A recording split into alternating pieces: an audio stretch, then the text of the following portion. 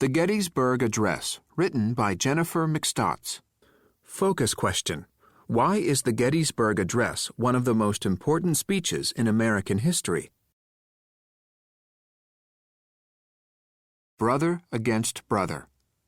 Fighting between brothers and sisters is so common that we don't think twice about it. But imagine being at war and fighting on one side, while your brother or sister is fighting on the other side as your enemy. The American Civil War was a long fight between two sides of the country. Soldiers sometimes knew their enemy because men from the same town and even the same family would fight on opposite sides. Many of the officers had trained and fought together on the same side in earlier wars. Some were close friends who found themselves on opposite sides for the first time. The Union was made up of the northern states, and the Confederacy was the southern states. From 1861 until 1865, the Civil War raged, and 620,000 men died in it. One of the war's most famous battles was the Battle of Gettysburg. On the morning of the first day of this battle, July 1st, 1863, Union soldier Rudolph Schwartz saw Confederate prisoners being led away. To his surprise, he recognized one of the enemy prisoners as his own brother. The Schwartz brothers hadn't seen each other since leaving Germany for the United States.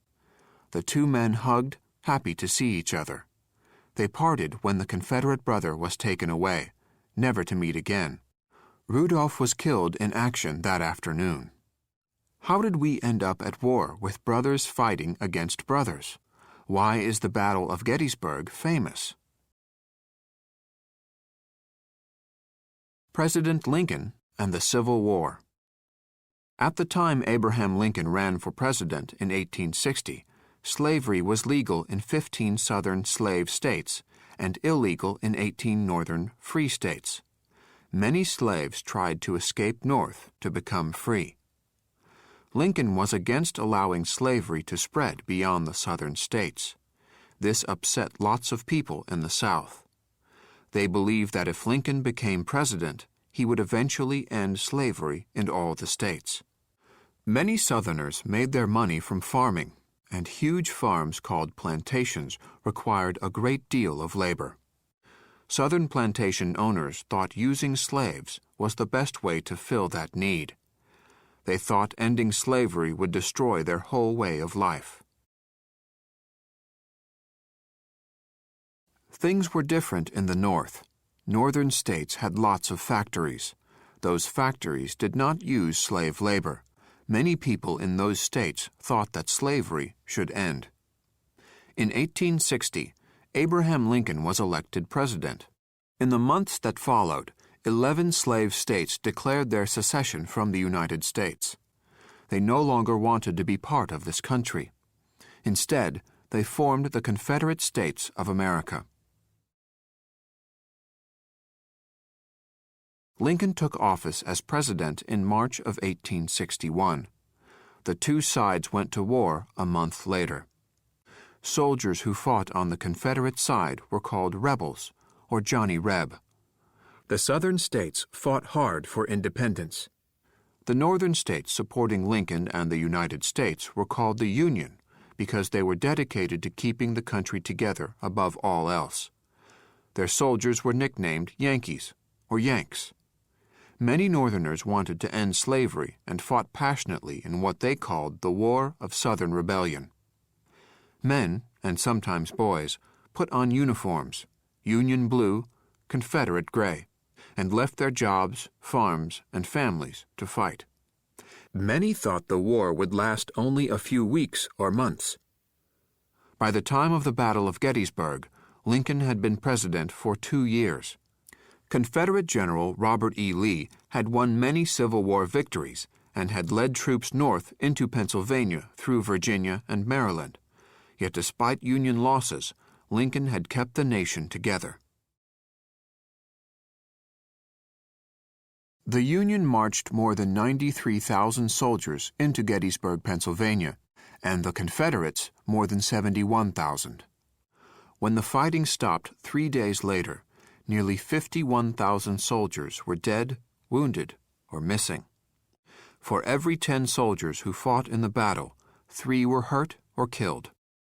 The Battle of Gettysburg ended Lee's northward advance. However, the battle brought devastation to both sides as well as the town. Public buildings, and even private homes, had to be used as hospitals for the wounded. Every farm was a graveyard. Although the war continued for another year and a half, no other Civil War battle killed more men than the Battle of Gettysburg. The Gettysburg Address. The field at Gettysburg became the first national cemetery. 4 months after the Battle of Gettysburg, on November 19, 1863, the Soldiers' National Cemetery was ready to be dedicated. President Lincoln was invited to give a few appropriate remarks, but he wasn't the main speaker.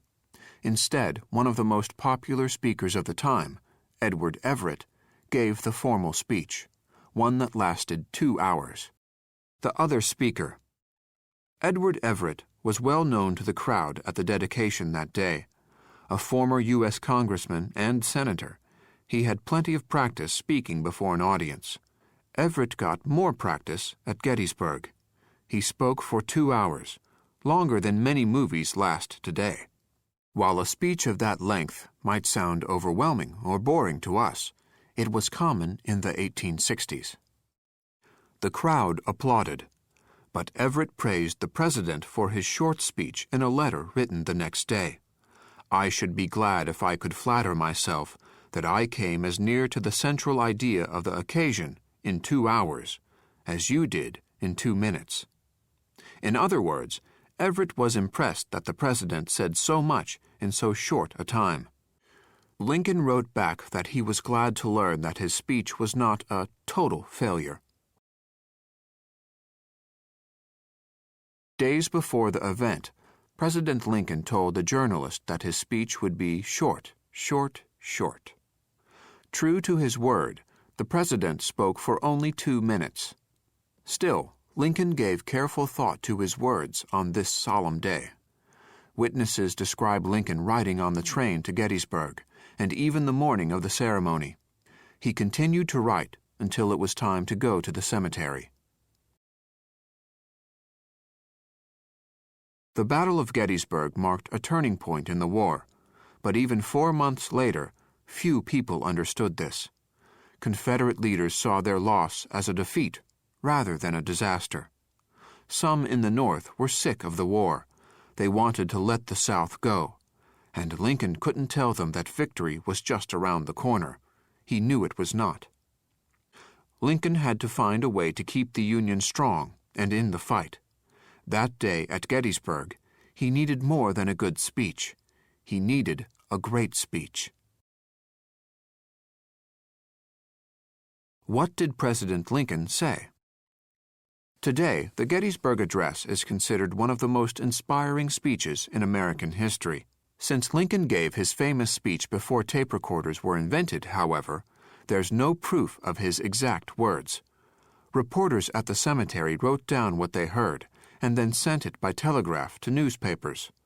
What's more, 5 copies of the speech exist that were written in Lincoln's own hand, all slightly different from each other. How did the president sound? Because the Gettysburg Address was given in 1863, we don't have recordings of it, but many witnesses and reporters wrote about it. It is said that Lincoln spoke loudly and clearly, but also slowly and carefully. Lincoln's slow speech may have been for effect, to reflect how serious and solemn his words were. It also could have been because he knew his remarks were not very long.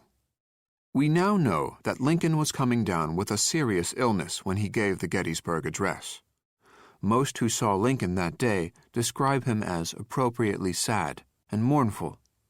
Lincoln's secretary also said his color was ghastly and his face haggard. The president mentioned weakness and dizziness on the day and the morning before the famous speech.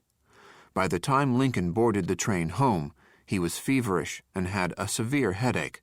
He was later diagnosed with smallpox. The most popular version of the Gettysburg Address is the fifth and last one. Lincoln even signed and titled this version, which is why it is the most often reproduced copy and is considered to be worth almost $500,000. It hangs in the Lincoln Room of the White House. Here is the text of that version. 77 years ago, our fathers brought forth on this continent a new nation, conceived in liberty and dedicated to the proposition that all men are created equal. Now we are engaged in a great civil war, testing whether that nation, or any nation so conceived and so dedicated, can long endure. We are met on a great battlefield of that war. We have come to dedicate a portion of that field as a final resting place for those who here gave their lives that that nation might live. It is altogether fitting and proper that we should do this. But in a larger sense, we can not dedicate, we can not consecrate, we can not hallow this ground. The brave men, living and dead, who struggled here, have consecrated it far above our poor power to add or detract.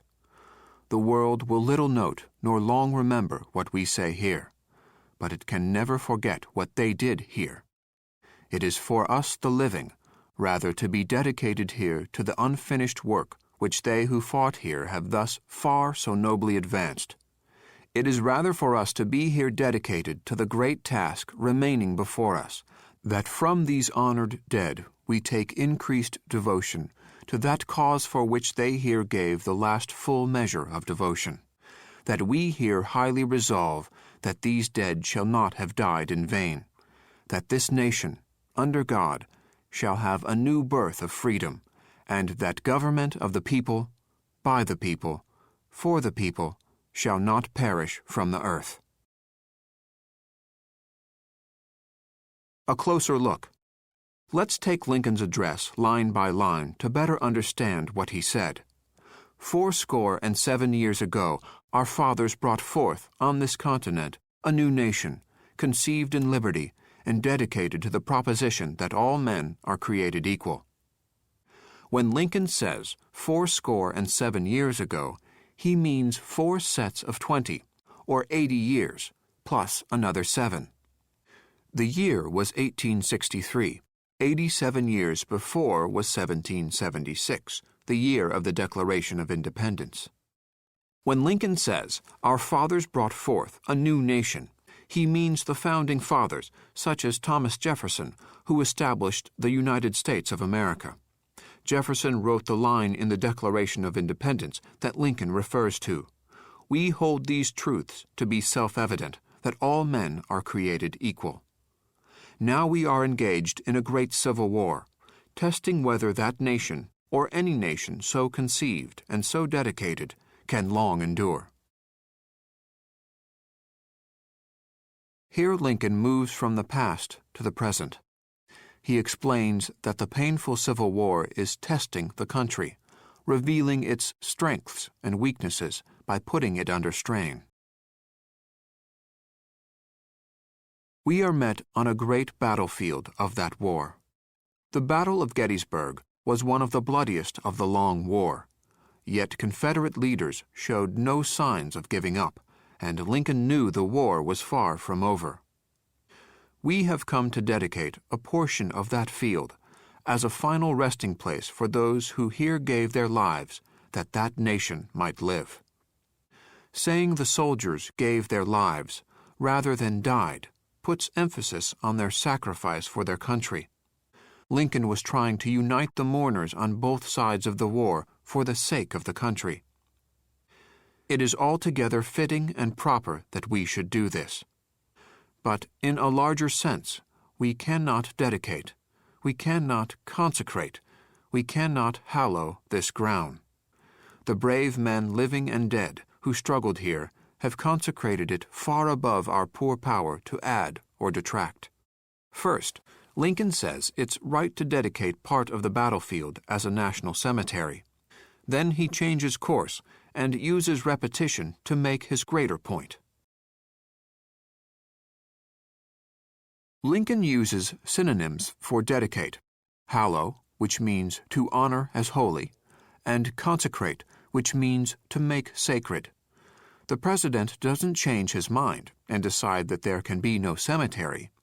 He means that the soldiers' deaths have already made the grounds as sacred and special as they can be. The world will little note, nor long remember what we say here, but it can never forget what they did here. In a way, Lincoln is saying that actions speak louder than words. It is for us the living, rather, to be dedicated here to the unfinished work which they who fought here have thus far so nobly advanced. It is rather for us to be here dedicated to the great task remaining before us, that from these honored dead we take increased devotion to that cause for which they here gave the last full measure of devotion, that we here highly resolve that these dead shall not have died in vain, that this nation, under God, shall have a new birth of freedom, and that government of the people, by the people, for the people, shall not perish from the earth. Lincoln fills his audience with respect for the fallen soldiers, describing them as noble and honored. He uses that respect to inspire listeners to commit again to their nation, its freedoms, and the great task ahead: winning the war, ending slavery, and saving the United States of America. The speech ends with the most famous part: that government of the people, by the people, for the people, shall not perish from the earth. Here Lincoln again uses repetition, but with a difference. Rather than using synonyms again, Lincoln varies one phrase with simple prepositions to remind us what our government is all about: people. Life after Gettysburg. Today, the handwritten copies of the Gettysburg Address are national treasures. The speech is also carved into the Lincoln Memorial in Washington, D.C., yet the audience reaction to Lincoln's speech that day was quiet. The Lincoln Memorial. Designed to resemble a Greek temple, the Lincoln Memorial opened in 1922. 41 years later, Martin Luther King, Jr. delivered his "I Have a Dream" speech from its steps.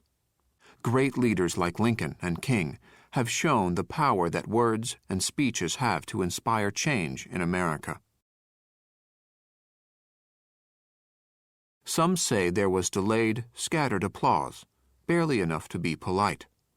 Others describe the scene as hushed with a dignified silence. Some historians say there was no applause because the audience was so impressed. After all, in just 10 sentences, Lincoln had summarized not only the war, but also the spirit of a nation. We don't know what the audience thought of his address that day. We only know that Americans have been inspired by it ever since. Connections. Writing and art. Imagine you are Abraham Lincoln. Write your own speech for the dedication of the Soldiers' National Cemetery at Gettysburg. Deliver your speech to your class. Social Studies. Research to learn more about Abraham Lincoln. Write a biography of his life using facts from this book and outside resources. Include a timeline of at least 5 of the most important events in his life. Good job!